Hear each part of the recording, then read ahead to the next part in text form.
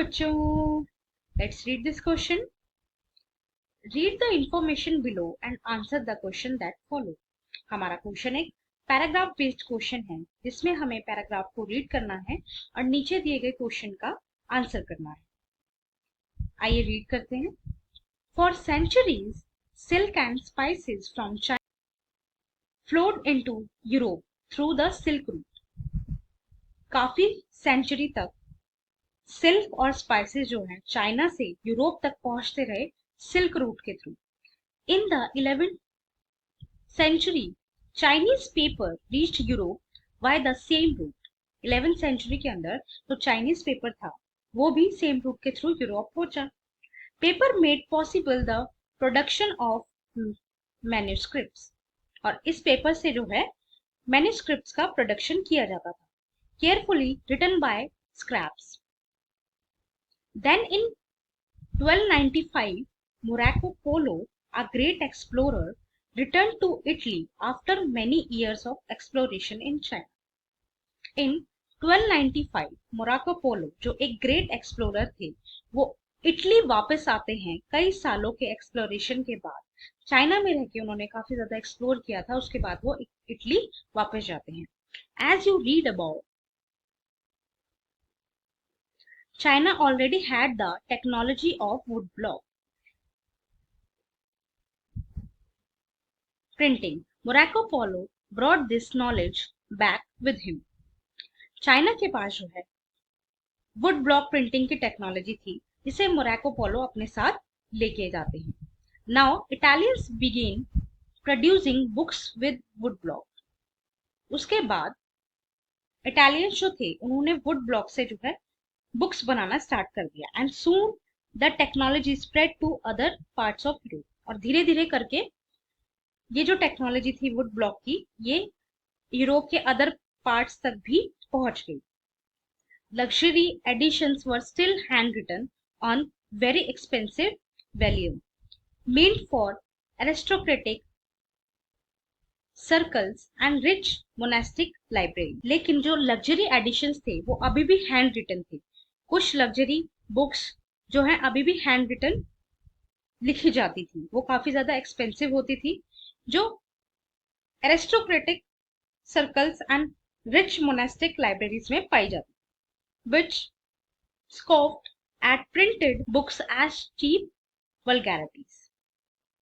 और ये बुक्स जो हैं प्रिंट की जाती थी काफी चीप वल्गैरिटीज में। Merchants and students in the universities towns brought cheaper printed copies, और जो मर्चेंट्स होते थे और जो स्टूडेंट्स होते थे वो इन चीप कॉपीज को जो है परचेज किया करते थे। As the demand for books increased, booksellers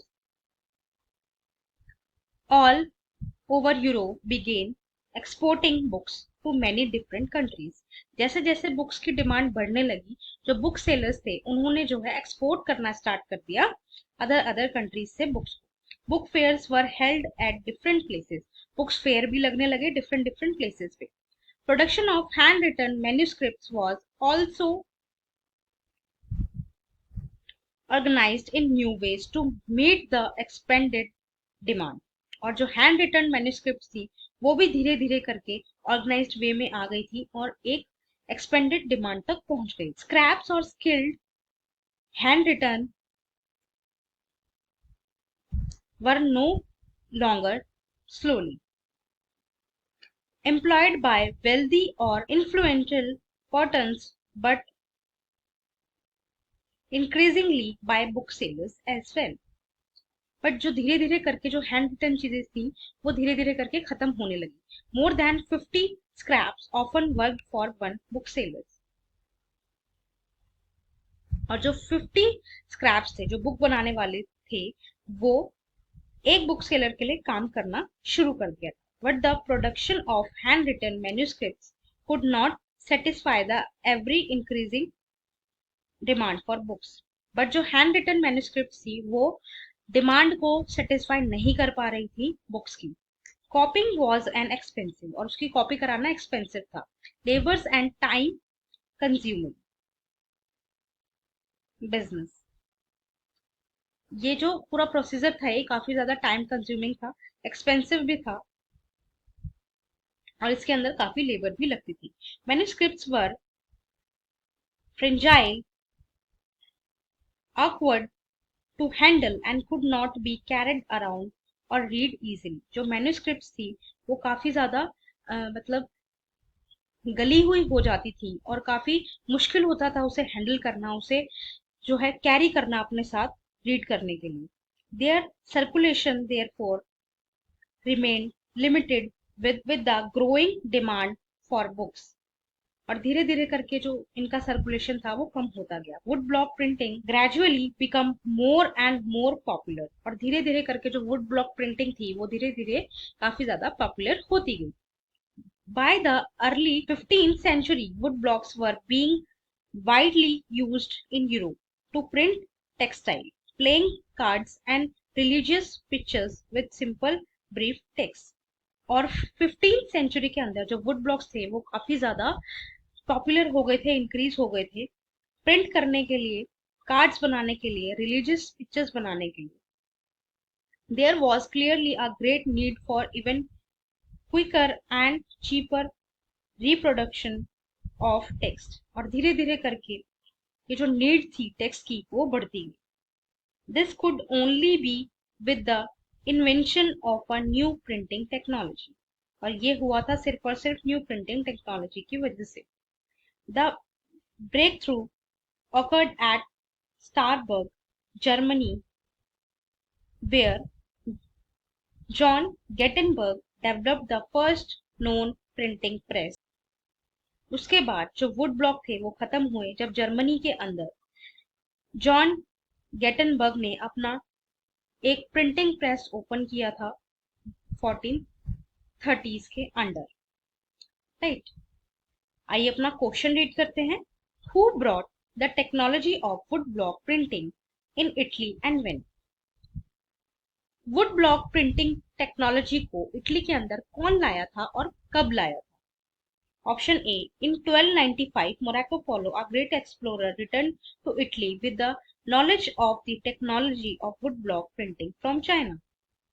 1295 के अंदर मोरक्को पोलो जो एक ग्रेट एक्सप्लोरर थे वो इटली जाते हैं वुड ब्लॉक प्रिंटिंग को लेकर चाइना से। B. In 1595, Marco Polo, a great explorer, returned to Italy with the knowledge of the technology wood block printing from China। C. In 1995, Marco Polo, a great explorer, returned to Italy with the knowledge of technology of woodblock printing from China। Option D. 1395, Marco Polo, a great explorer, returned to Italy with the knowledge of the technology of woodblock printing from China। आइए अपना answer देखते हैं। Answer is option A। In 1295, Marco Polo, a great explorer, returned to Italy with the knowledge of the technology of woodblock printing from China। 1295 के अंदर Morocco पोलो एक great explorer थे जो Italy आते हैं वुड ब्लॉक टेक्नोलॉजी को लेके China से। यहाँ पे मैंने पिक्चर भी अटैच की है बच्चों। इसे वुड ब्लॉक बोला जाता था और इस वुड से जो है प्रिंट किया जाता था। So our correct answer is option A. Option A हमारा करेक्ट आंसर है, बाकी सारे ऑप्शन जो है वो एलिमिनेट हो जाएंगे। I hope you understood. Thank you and best of luck.